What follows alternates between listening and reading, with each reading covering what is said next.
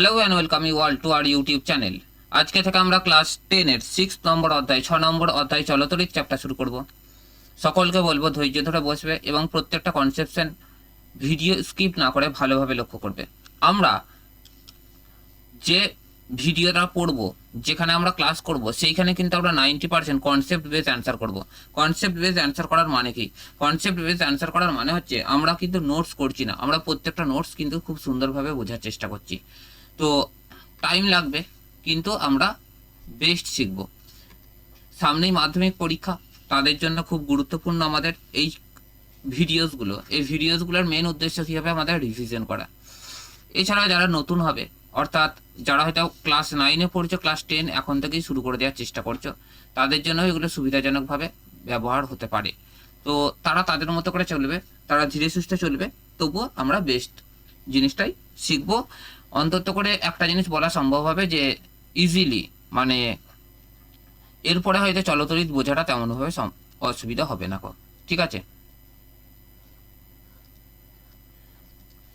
Just check করে নিচ্ছি একবার, ধৈর্য ধরে অপেক্ষা করবে। দেখো, ফার্স্ট চলে আসছে চলতরিৎ। এবার প্রশ্ন হচ্ছে চলতরিৎ চলতরিৎ কথার অর্থ কি? দেখো, চলতরিৎ কথার মানে হচ্ছে যে তড়িৎ তড়িৎ যেটা রয়েছে সেটা কেমনভাবে এক জায়গা থেকে অন্য জায়গায় যাচ্ছে। ঠিক আছে, সেটাকে কি বলা হচ্ছে? চলতরিৎ। আমরা শুধু কনসেপ্ট করব, এগুলো নোট ডাউন করে নেওয়ার চেষ্টা করবে যদি তোমার পাশে পেন থাকে। তো দেখো, চলতরিৎ কি জিনিস সেটা আমরা বোঝার চেষ্টা করি, এবং চলতরিৎ সংক্রান্ত বিভিন্ন জিনিস আমরা বোঝার চেষ্টা করব। ধরো, এটা একটা কারেন্টের তার, ভেবে চলে এটা একটা কারেন্টের তার। তো কি হচ্ছে, এইখান থেকে এখানটায় ধরো একটা সুইচ রয়েছে, সুইচটা রয়েছে, আর এইখানটায় ধরো একটা তোমার বাল্ব রয়েছে।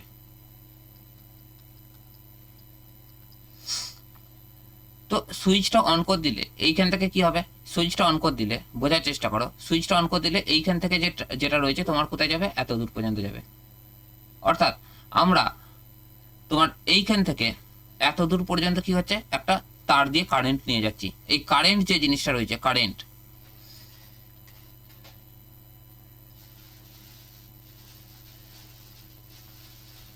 এই কারেন্টকেই পাতি বাংলায় বলা হয় তড়িৎ। তড়িৎ। এবার প্রশ্ন, এই কারেন্টটা যায় কি করে? সেটার জন্য আমাদেরকে তোমার কিছু সিম্পল জিনিস জানতে হবে, যেটা হয়তো সব জায়গায় বোঝানো হয় না, তবে আমি বোঝানোর চেষ্টা করব।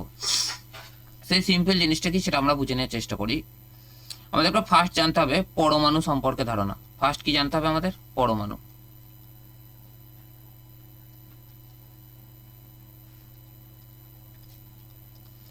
প্রথম প্রশ্ন হচ্ছে পরমাণু কাকে বলে? পরমাণু হলো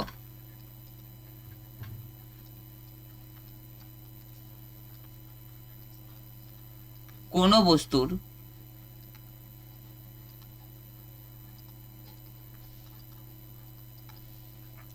সবচেয়ে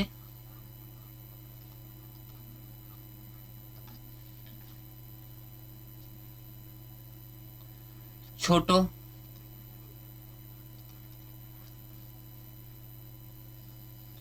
এবং নিস্তড়িত কণা।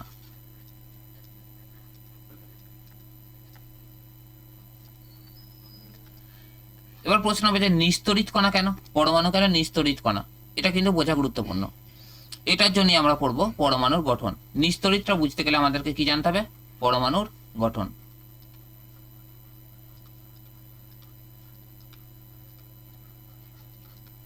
অর্থাৎ পরমাণু কিভাবে গঠিত হয়।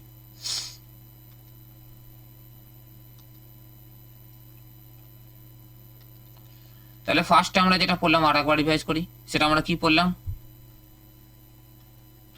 যে কারেন্ট কি, কারেন্টটা কেমনভাবে হচ্ছে। কারেন্ট জানতে গেলে আমাদের কি জানতে হচ্ছে? পরমাণু। পরমাণু কি? পরমাণু হলো কি? কোনো বস্তুর সবচেয়ে ছোট এবং নিস্তড়িত কণা। ঠিক আছে, এটা কি বলা হচ্ছে? পরমাণু। কিন্তু প্রশ্ন হচ্ছে যে পরমাণুটা কিভাবে গঠিত হয় এবং সেই পরমাণু কিভাবে কারেন্টের সাথে সম্পর্কিত, সেটাই হচ্ছে আমাদের এইখানে চর্চার বিষয়। জেনে নিই পরমাণুর গঠন।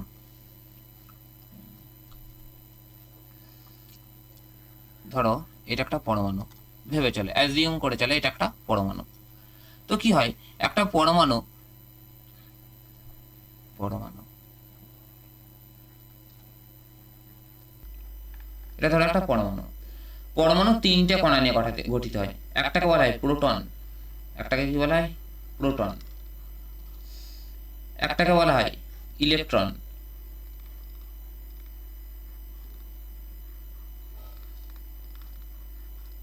আর 3 নম্বর যেটা আছে সেটার নাম কি নিউট্রন। তাহলে একটা পরমাণুর মোটামুটি কটা কণা পেলেন? Proton, neutron, electron. বেসিক জিনিস, ক্লাস 8-এর জিনিস, কিন্তু আমাদের চলতরিৎ চ্যাপ্টারে প্রচুর গুরুত্বপূর্ণ।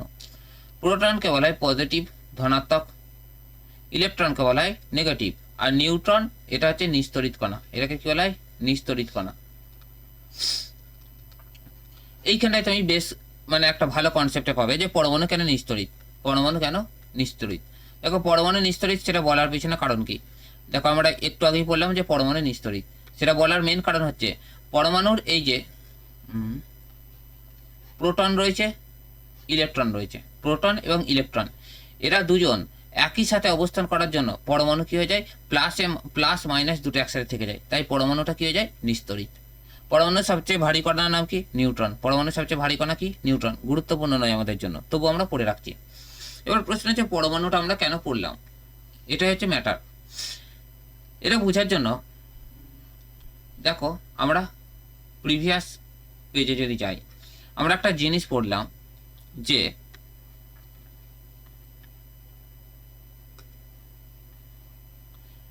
দেখো যেখানে হাতটা রয়েছে সেখানটায় দেখবে, এইখান থেকে এত দূর পর্যন্ত আমরা বললাম কারেন্ট যাচ্ছে, কি যাচ্ছে আমরা কি বললাম কারেন্ট যাচ্ছে, এইখান থেকে এত দূর পর্যন্ত আমরা কি বললাম কারেন্ট যাচ্ছে, ঠিক তো কারেন্ট যাচ্ছে।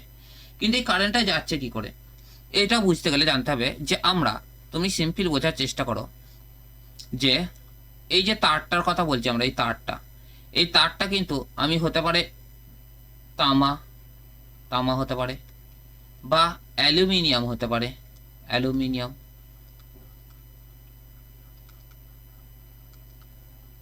তো তামা বা অ্যালুমিনিয়াম যেটা রয়েছে, এরা কিন্তু এই সব দিয়েই কিন্তু এই তারগুলো আমরা তৈরি করি। আর এই তামা বা অ্যালুমিনিয়াম যেগুলো রয়েছে তারা কি দিয়ে তৈরি, অসংখ্য তামার পরমাণু দিয়ে তৈরি। সিম্পল ম্যাটার, অসংখ্য তামার পরমাণু।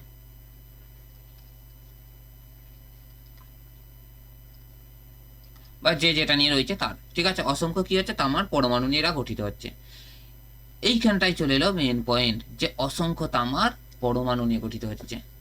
অর্থাৎ আমরা যদি তামার পরমাণুই না বুঝলাম, তাহলে কিন্তু আমরা কিন্তু বুঝতে পারলাম না। তার মানে পরমাণুতে আমাদের কিছু না কিছু ঘটনা রয়েছে যেটা আমাদের কি হচ্ছে চলতরিতে সাহায্য করছে, সেটা কি বুঝে নেওয়ার চেষ্টা করি।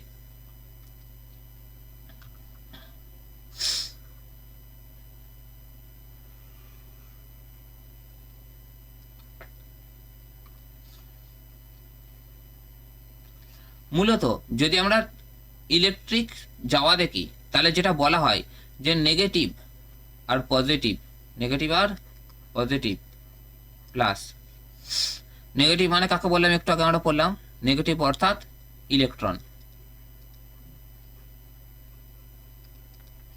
আর পজিটিভ মানে কি প্রোটন। অর্থাৎ ইলেকট্রন এবং প্রোটন যারা রয়েছে এদের দুজনকে নিয়ে কি তৈরি হচ্ছে আমাদের পরমাণু তৈরি হচ্ছে। কিন্তু মেন ম্যাটার হচ্ছে যে ধরো কারেন্ট এইদিকে যাচ্ছে, ভেবে চলো, মাথায় রাখবে যখন কারেন্ট এইদিকে যায় তার মানে হচ্ছে ইলেকট্রন এইদিকে যাচ্ছে। অর্থাৎ যেদিকে কারেন্ট প্রবাহ হয় ইলেকট্রন ঠিক তার উল্টো দিকে হয়। এটা কিন্তু নোট ডাউন করে নেবে, কি হচ্ছে দিস ইজ কারেন্ট, আর এটা কি ইলেকট্রন।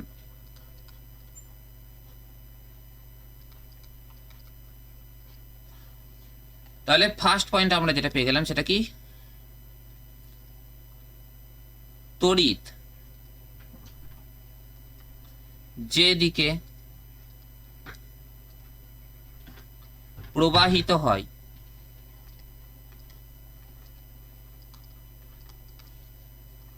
ইলেকট্রন কণা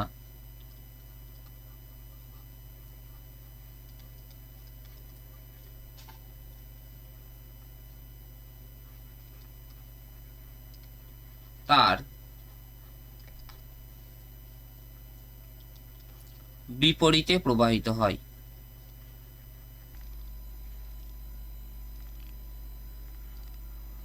বিপরীতে প্রবাহিত হয়। এবার একটা বিরাট একটা মজাদার কনসেপশন রয়েছে যে কারেন্ট যখন যাচ্ছে, ইলেকট্রন কণা যেটা রয়েছে, ইলেকট্রন কণা কিভাবে প্রবাহিত হচ্ছে, এটা কিন্তু বিরাট বড় প্রশ্ন। হাউ, ঠিক আছে, হাউ ইলেকট্রন ওয়েভস, এটার জন্য আমাদেরকে জানতে হবে পরমাণুর সম্পর্কে কিছু ধারণা। বুঝে নিই, একটি পরমাণু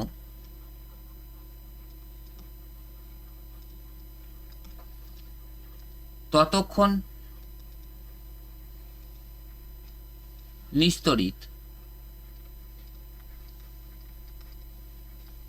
যখন সে অন্য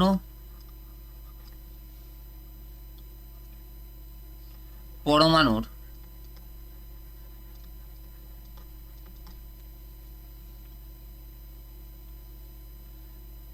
কাছ থেকে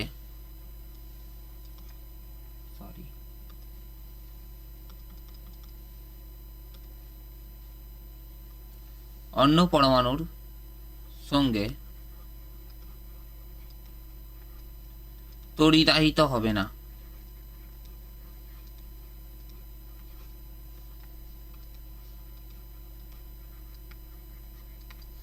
এবার প্রশ্ন, তড়িদাহিত কি জিনিস? প্রশ্ন কি, তড়িদাহিত কি জিনিস? তড়িদাহিত কথার অর্থ হচ্ছে ইলেকট্রন গ্রহণ করা। তাহলে তড়িদাহিত কথার অর্থ ইলেকট্রন গ্রহণ করা।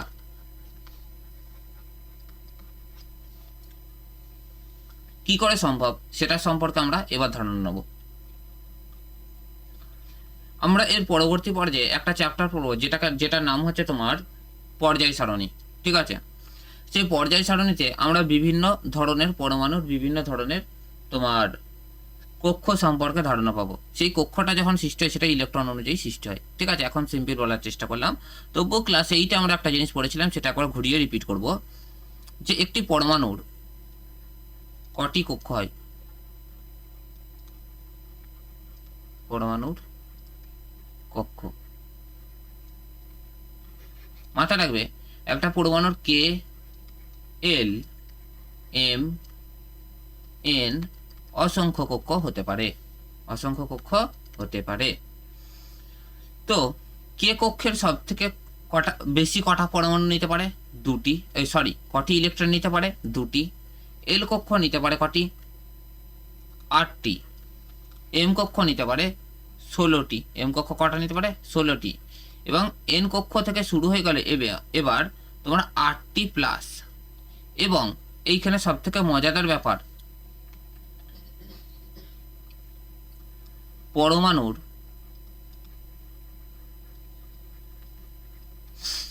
সবচেয়ে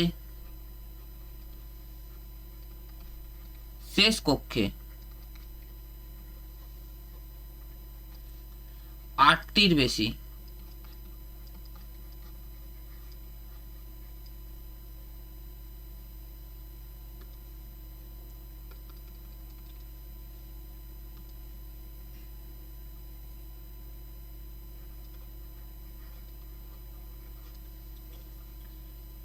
ইলেকট্রন থাকতে পারে না। ইলেকট্রন থাকতে পারে না। তাহলে বুঝে গেলাম যে পরমাণুর শেষ কক্ষে কটার বেশি ইলেকট্রন থাকতে পারে না? 8টির বেশি ইলেকট্রন থাকতে পারে না। এই 8টি যে কনসেপ্ট আছে, this is the concept of current.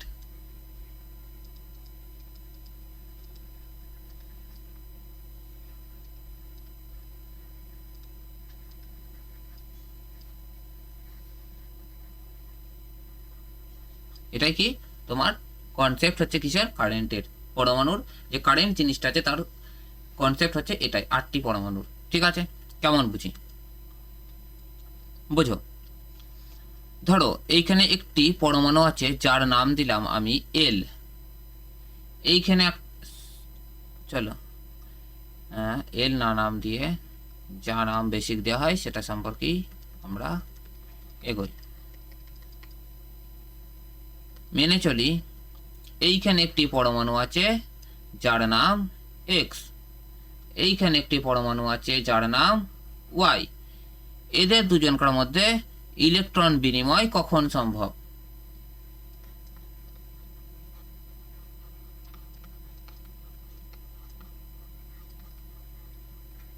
বোঝার চেষ্টা করি ইলেকট্রন বিনিময় কিভাবে সম্ভব।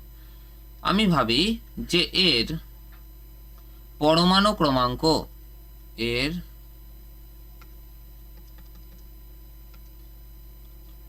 পরমাণু ক্রমাঙ্ক 20, আর এর ভাবলাম 18। তাহলে কে কাকে আধান বিনিময় করতে পারবে এটা বুঝি। 20কে আমরা কি করতে পারি, 2 আর 8 10 আর 8 18 আর 2 20। এবার কি করে হলো এটা, 18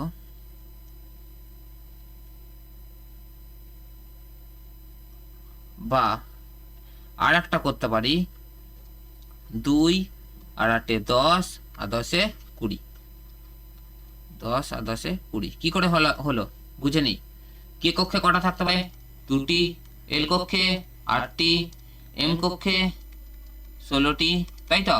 তাহলে দেখো কে কক্ষে কটা, 2টি নিয়েছি, 2টি নিয়েছি, 2টি নিয়েছি। এল কক্ষে 8টি নিয়েছি, 2 জায়গাতেই নিয়েছি। এম কক্ষে সর্বোচ্চ কটা নিয়ে সম্ভব, 16টি। দেখো 10টি করে দিয়েছি। এটা একটু ভালো করে লিখে দিই, এটা একটু ভালো করে দিই। কটি নিয়েছি, 10টি, কারণ এ কটা নিতে পারে, 16টা নিতে পারে। কটা নিতে পারে, 16টা। তাহলে সেমভাবে এর কটা করতে পারি, 2 8 8, 2 আর 8 10 আর 8 18। তার মানে ফ্যাক্টটা হচ্ছে এর কটি ইলেকট্রন বেশি আছে শেষ কক্ষে, 2টি ইলেকট্রন। তার কারণ কি, আমরা প্রিভিয়াসে কি পড়লাম, প্রিভিয়াস পেজে পড়েছি পরমাণুর শেষ কক্ষে 8টির বেশি ইলেকট্রন থাকা সম্ভব নয়। পরমাণুর কটা, 8টির বেশি ইলেকট্রন থাকা সম্ভব নয়।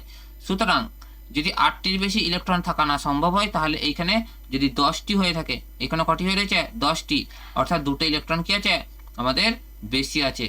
তার মানে এই 10টি ইলেকট্রনের মধ্যে এই 2টি ইলেকট্রন কি হতে পারে, একে দেওয়া সম্ভব হতে পারে। আবার দেখো এর সর্বশেষ কক্ষে কটা আছে, 8টা। তাহলে এই যদি 8টা হয়ে থাকে, তার মানে 2টো নিলে কটা হয়ে যাবে, 10টা। মাথায় রাখবে যে ইলেকট্রন ছাড়ে, যে ইলেকট্রন ছাড়ে, লিখে দিচ্ছি, ঠিক আছে, তারা পরের পেজে লিখে দিই।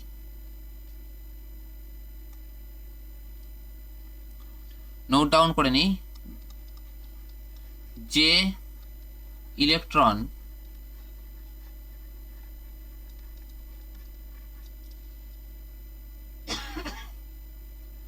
ছাড়ে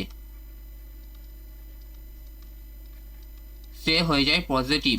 কি হয়ে যায়, সে পজিটিভ। আর যে ইলেকট্রন গ্রহণ করে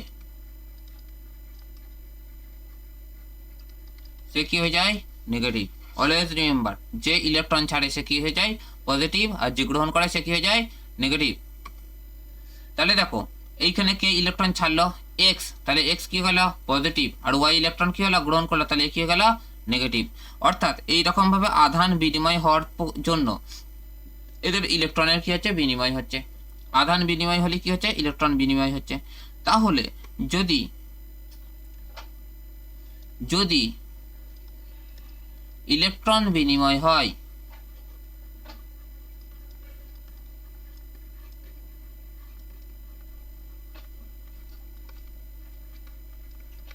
তাহলে যেদিকে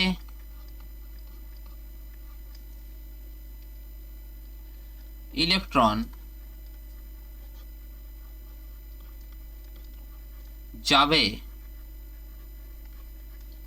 তার বিপরীতে তড়িৎ প্রবাহ হবে। এটাই আমাদেরকে বিভিন্ন ধরনের জ্ঞানীগুণী ব্যক্তিরা রয়েছেন, যাদেরকে আমরা পাতি বাংলায় বিজ্ঞানী বলে থাকি। সেই বিজ্ঞানীরা কে কে বুঝে নিই।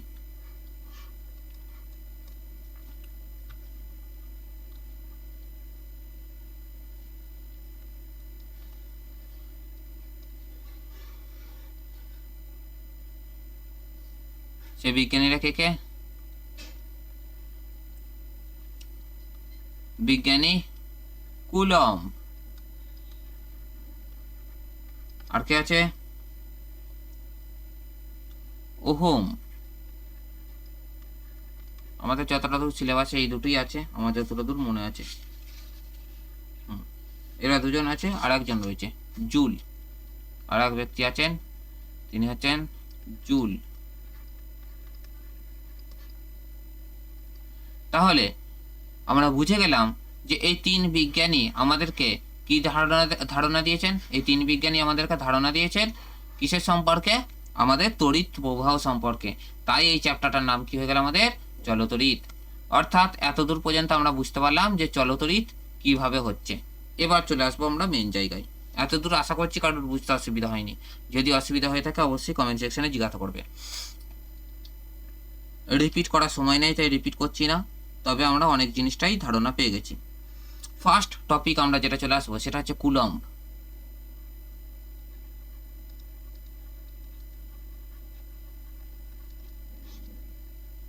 ফার্স্ট টপিক কি পড়বো আমরা? কুলম্ব।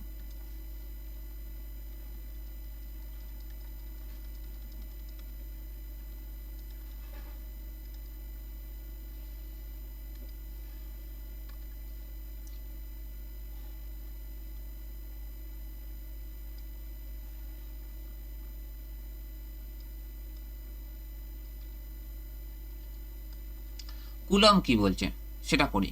সূত্র: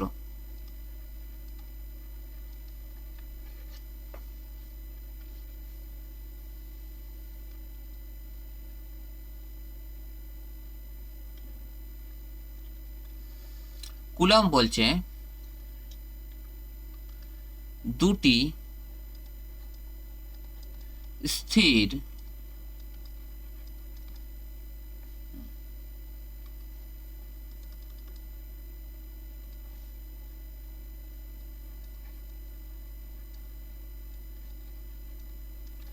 বিন্দু আধানের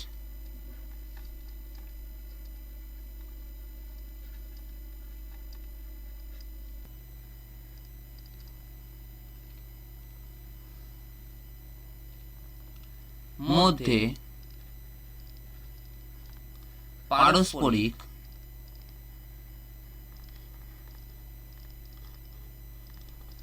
আকর্ষণ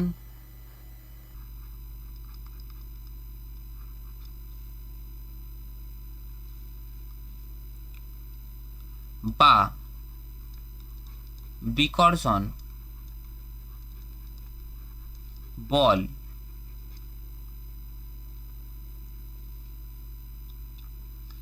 আধান দুটির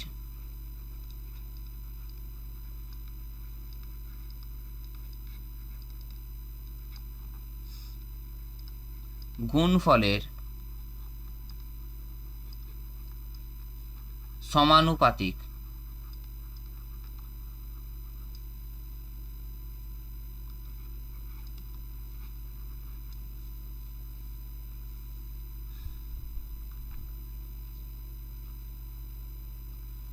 এবং তাদের দূরত্বের বর্গের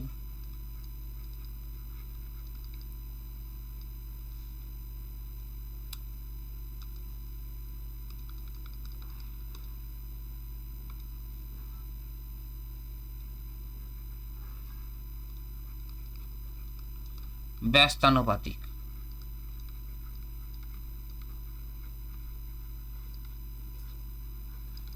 বোঝার চেষ্টা করি।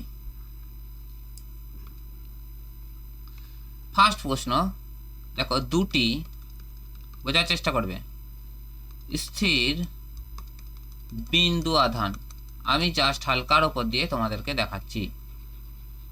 কুলম্ব বলছে দুটি স্থির বিন্দু আধান, অর্থাৎ আমি এতক্ষণ ধরে যেটা পড়াচ্ছি সেটা কিন্তু আমরা সেই জিনিসটাই পাচ্ছি যে জিনিসটা আমাদের দরকার ছিল। দুটি স্থির বিন্দু আধান।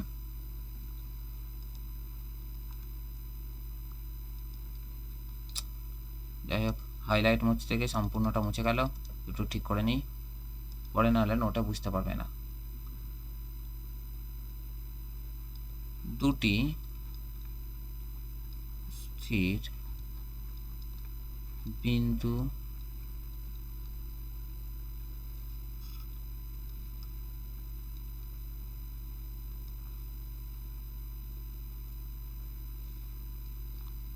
আধানের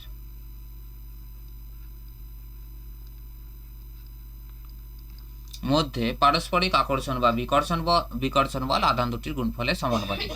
অর্থাৎ আমরা এতক্ষণ ধরে যে জিনিসটা পড়ছিলাম সেটা কি, এই একটা অ্যালুমিনিয়ামের তার, এই একটা তামার তার, যে তারটির এইখানে আমরা একটা আর এইখানে আমরা একটা পয়েন্ট ধরে রেখেছি, এটাকে আমি ধরে নিলাম পয়েন্ট Q1, এটাকে ধরে নিলাম Q2, এদের মধ্যে দূরত্ব কত R। তাহলে বুঝতে পারছো যে ফার্স্টেরটা কি Q1, শেষের দ্বিতীয়টা কি Q2। Qটা ভালো করে দিই একটু, Q1,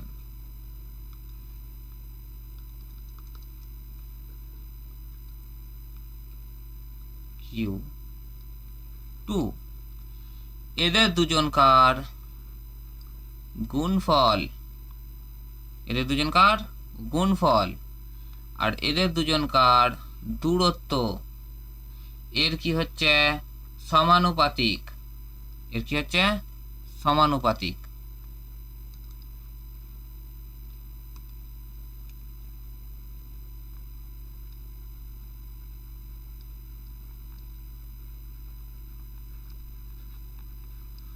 আর এর কি হচ্ছে বর্গের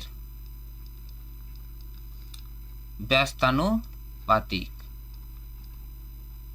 এবার ধরো ফার্স্টেই যদি আমি এইখানে চলে আসতাম যে দুটি স্থির বিন্দু আধানের মধ্যে পারস্পরিক আকর্ষণ বা বিকর্ষণ বল আধান দুটির গুণফলের সমানুপাতিক এবং তাদের দূরত্বের বর্গের ব্যস্তানুপাতিক, দিয়ে বললাম Q1 সমান A, Q2 সমান A, Q1 এর গুণফল সমানুপাতিক Q2 এর, কিচ্ছু উদ্ধার করতে পারতে না।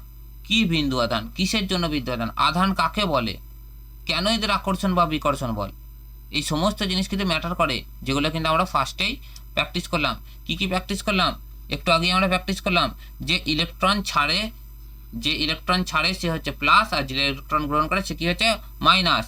আর এই জন্যই কি হচ্ছে, যেদিকে ইলেকট্রন বিনিময় হচ্ছে তার বিপরীত দিকে কি হচ্ছে তড়িৎ প্রবাহ হচ্ছে, যেটা নিয়ে কুলম্ব ফার্স্ট বলছে, ওহম দ্বিতীয় বলছে, জুল 3 নম্বর বলছে। কিন্তু প্রত্যেকটা কনসেপ্টই কিন্তু এই ইলেকট্রন আসা বা যাওয়ার ওপর।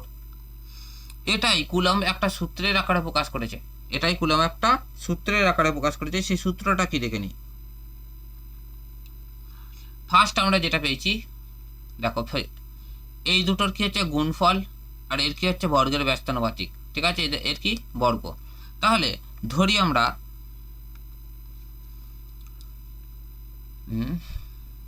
কি ধরবো, F,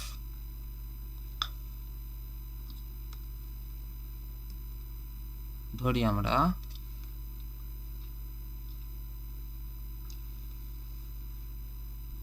Q1 ও Q2 এর মধ্যবর্তী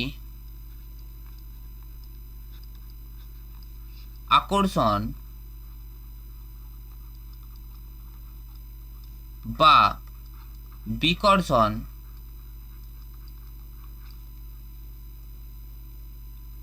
বল ইকুয়াল টু F। তাহলে Q1 আর Q2 এর মধ্যবর্তী আকর্ষণ বল কি F, যেখানে Q1 প্রথম বিন্দু আধান,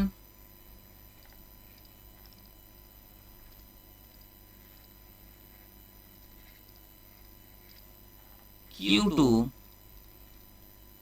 দ্বিতীয় বিন্দু আধান। ঠিক আছে, আর এদের মধ্যে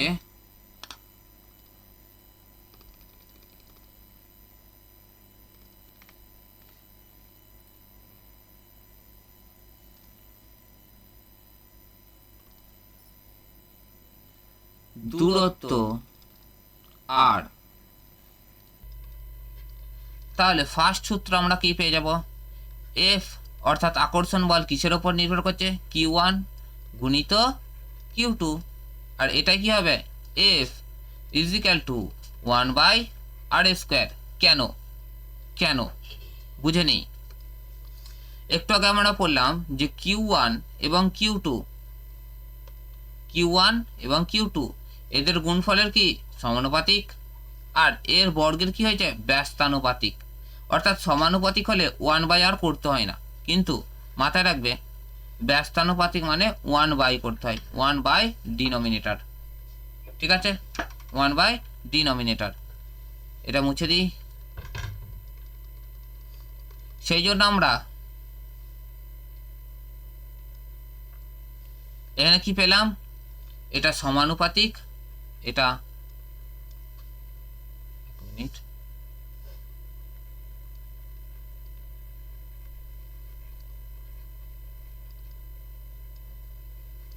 এটা ব্যস্তানুপাতিক।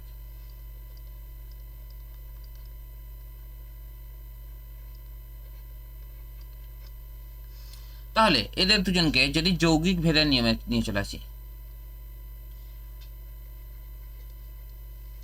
একটাকে বলে সরল ভেদ, যৌগিক ভেদ। এই মুহূর্তে আমি বুঝাচ্ছি না, পরে কখনো সময় পেলে বুঝিয়ে দেবো, এটা রিভিশন ক্লাস চলছে।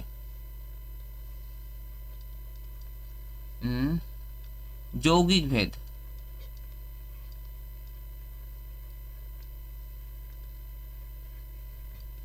অনুযায়ী কি হয়ে যাবে, F is equal to Q1 Q2, মাঝে কোন চিহ্ন দেওয়ার দরকার নেই, আর এইখানে F is equal two 1/r²।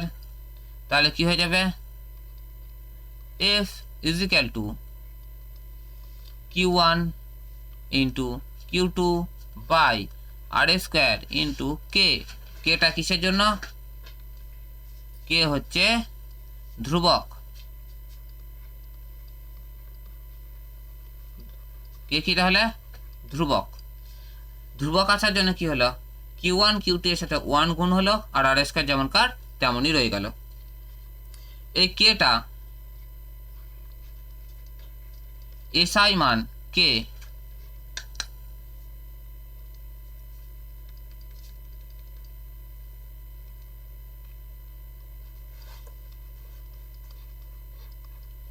এর SI মান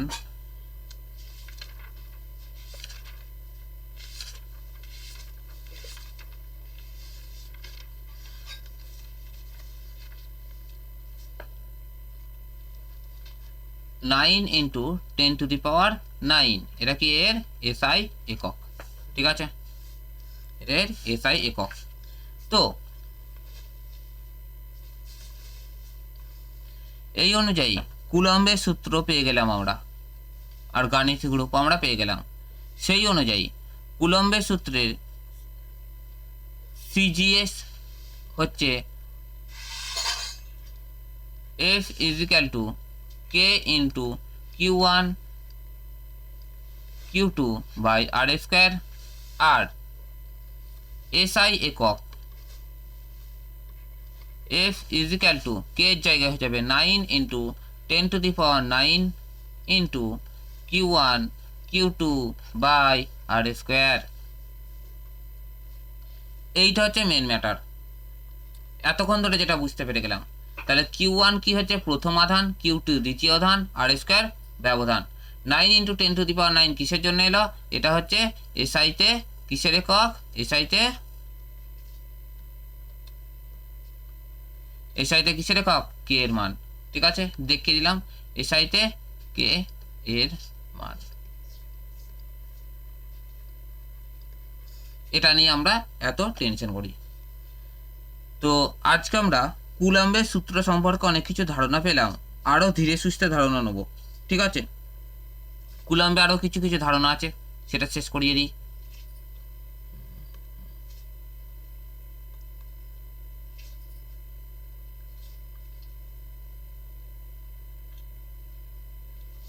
কুলাম্ব থেকে একটা তোমার কনসেপ্ট পাওয়া যায়, যেটা বলা হয় তড়িৎ বিভব।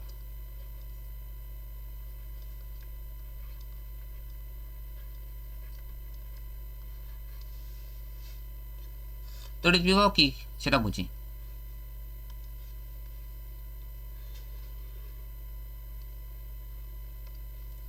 এই ধরো এইখানে একটা বিন্দু আধান, এইখানে একটা বিন্দু আধান, এর মাঝের দূরত্ব কি বললাম r²। এবার এইখান থেকে এত দূর পর্যন্ত কারেন্ট নিয়ে যেতে আমার ধরো 5 টাকা খরচা হলো। ক টাকা? 5 টাকা। আচ্ছা স্যার, এই 5 টাকাটা কিসের জন্য নেওয়া হচ্ছে? 1 ইউনিটে নেওয়া হচ্ছে। স্যার ইউনিট কাকে বলে?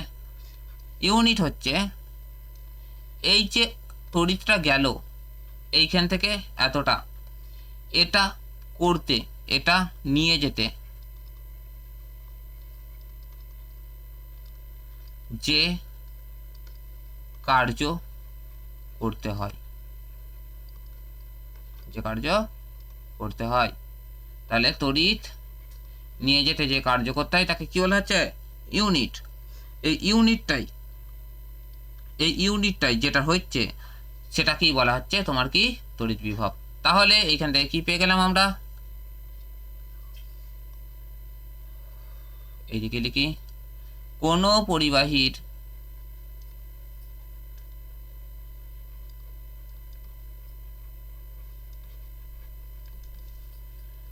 এক প্রান্ত থেকে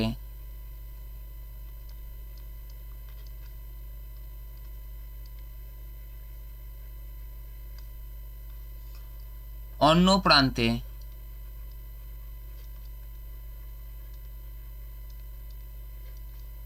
তড়িৎ নিয়ে যেতে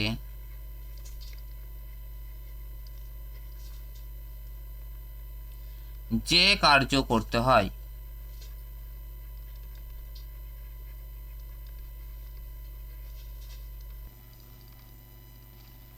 তাকে বলে তড়িৎ বিভব।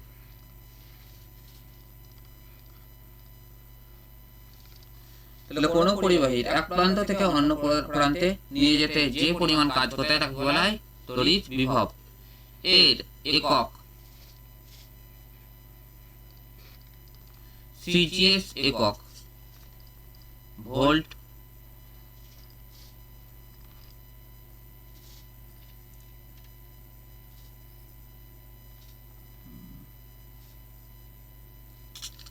এসআই একক ভোল্ট।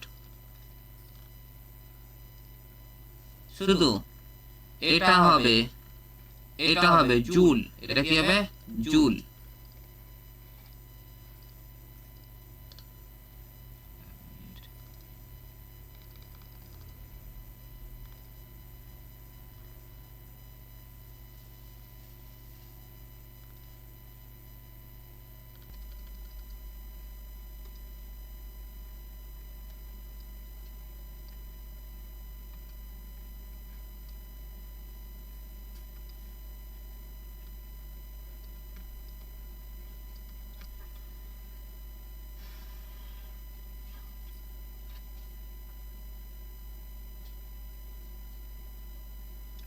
এটাকে তোমরা সিজিএস এককটাকে আর একটা নাম দিয়ে দিই ভালো হবে, যেটা রয়েছে স্ট্যাক্ট ভোল্ট বলা হয়। কি বলা হয়?